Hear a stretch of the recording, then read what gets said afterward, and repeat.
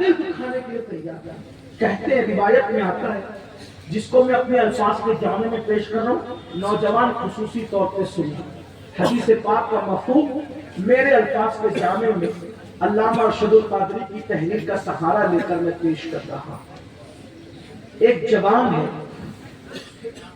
جس کو ابن عبد الرحمن, میں نام بھی نہیں لے رہا ہوں, ان کی بلدیت سے پیش کرنا واقع ہے. ابن عبد الرحمن اس بندے کو پکارا جاتا ہے.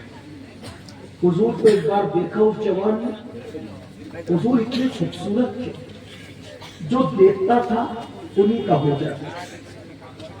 میں تو لوگوں کو کہتا ہوں ہم ناز کرتے ہیں کہ تقوی, علم و عمل, نسب و مرتبہ, بزرگی سب میں میرے آقا کا کوئی مثال نہیں, ثانی نہیں, لیکن قدرت کی شان یہ کہ حسن میں بھی کوئی ان کا ثانی نہیں.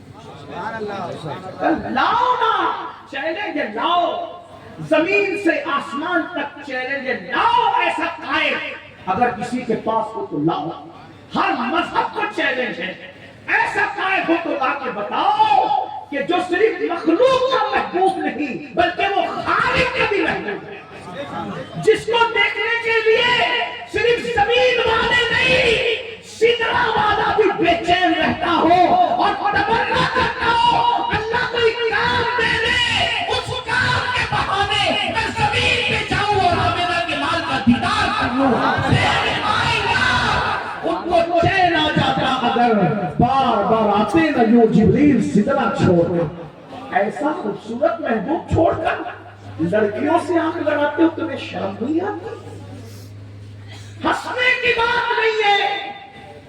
اگر اس محبوب نے قیامت کے دن دامن پکڑ لیا, کیا میرا حسن کافی نہ تھا جو تو دوسروں کے حسن پر پھسل رہا تھا؟ کیا جواب دو گے؟ منہ بتانے کے قابل رہو گے؟ نہیں رہو گے, نہیں رہو. ارے میں اور تم کیا, امام جعفر صادق جیسا شخص جس نے جنتیں بیچی ہے, وقت ہوتا تو بات کرتے ورنہ علماء سے سنو, ورنہ عبد الرحمن جامی کو پڑھو. علامہ عبد الرحمن جامی کو انہوں نے لکھا امام جعفر صادق نے جنتیں بیچی, اور ان کے جنت بیچنے پہ مجھے کوئی حیرت نہیں ہے, کیونکہ جب ان کا غلام بہلول جنت بیچ سکتا ہے, جس کا غلام جنت بیچتے 2 درہم میں وہ امام جنت نہیں بیچ سکتا, تو پھر کون بیچ سکتا ہے؟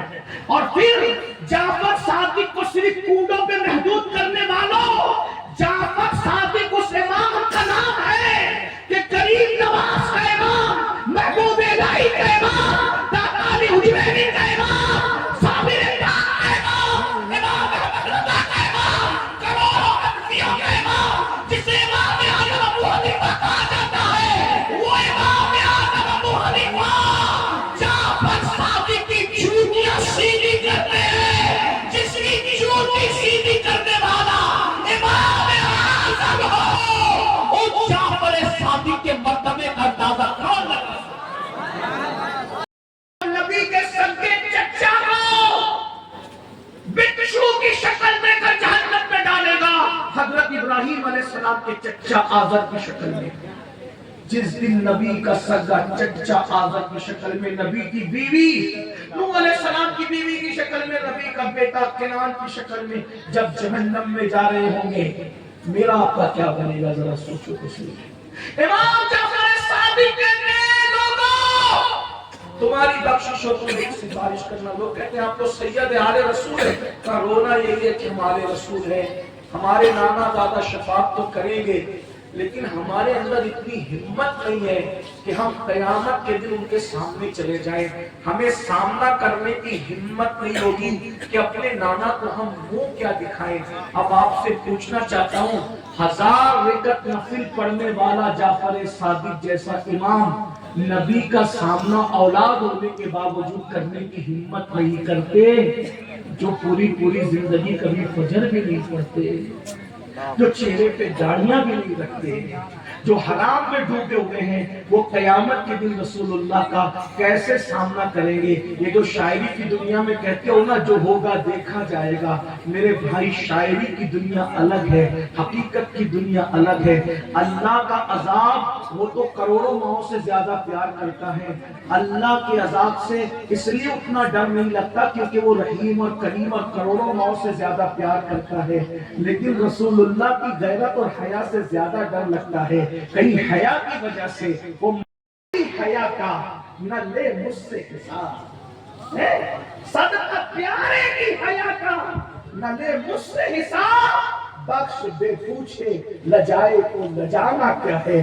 اب آپ سے پوچھنا چاہتا ہوں، بتاؤ نبی کا کروڑوں مرتبہ دل دکھایا گنبد خضرا میں، کیا منہ لے کر قیامت میں جاؤ؟